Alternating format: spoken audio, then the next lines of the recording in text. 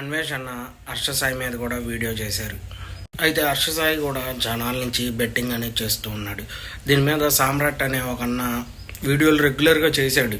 కొన్ని కారణాల వల్ల ఆయన కూడా వీడియోలు అనేది ఆపేయటం జరిగింది. అయితే అన్వేషణ చెప్పడం ఏంటంటే, నువ్వు చాలా మంది ఉన్నారు ఫాలోవర్స్, ఒకళ్ళు కాదు ఇద్దరు కాదు, నాకన్నా నీకే ఎక్కువ మంది ఉన్నారు, నువ్వు ఇలాంటి ప్రమోట్ చేయటం చాలా దారుణం అని చెప్పడం అయితే జరిగింది.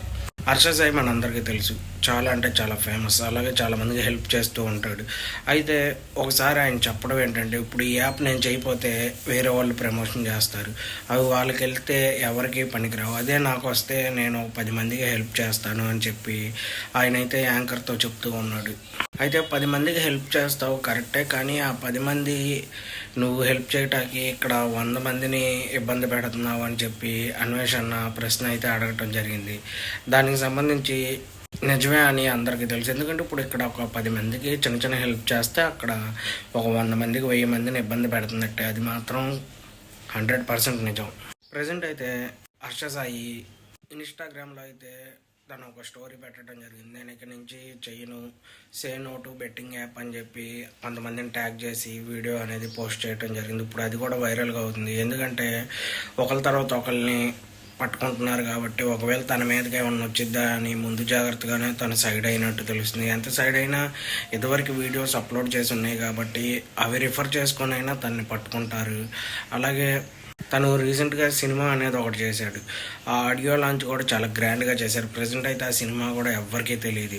ఎందుకంటే రిలీజ్ అవ్వాలి, ఎప్పుడో రిలీజ్ అవ్వాల్సిన మూవీ ఇంకా రిలీజ్ కూడా అవ్వాలి. అదొకటి తన మీద కొన్ని ఆరోపణలు అనేవి వచ్చినాయి, అవి కూడా రీసెంట్గానే వచ్చినాయి. అంతలోపు ఇప్పుడు ఈ బెట్టింగ్ యాప్ గురించి కూడా రావటం, మరి తను ఎలా స్పందిస్తాడు అని అందరూ చూస్తున్నారు.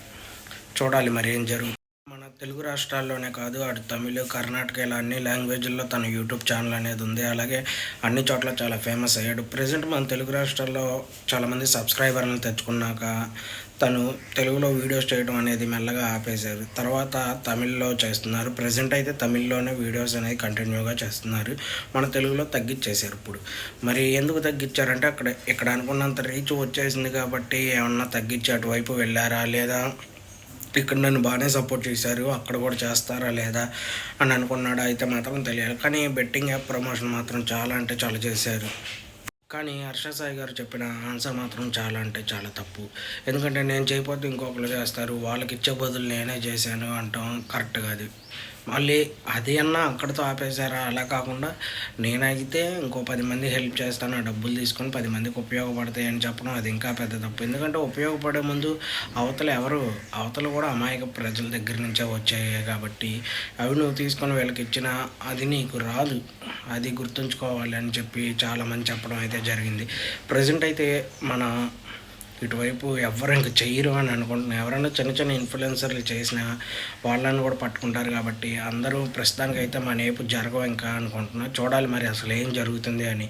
జరగకుండా ఉంటే చాలా అంటే చాలా బాగుంటుంది. ఎందుకంటే ఇప్పుడు చిన్న ఇన్ఫ్లుయెన్సర్లు కూడా చేసేస్తాం మొదలు పెట్టారు కాబట్టి వాళ్ళకి గట్టిగా బుద్ధి చెప్పాలి అంటే ఇలాంటి పెద్దవాళ్ళకి చెప్తేనే అలాంటి చిన్నవాళ్ళు కూడా భయపడి ఆగిపోతారు. హర్ష సాయి గారు అయితే నిన్న ఇన్స్టాలో స్టోరీ పెట్టడం జరిగింది.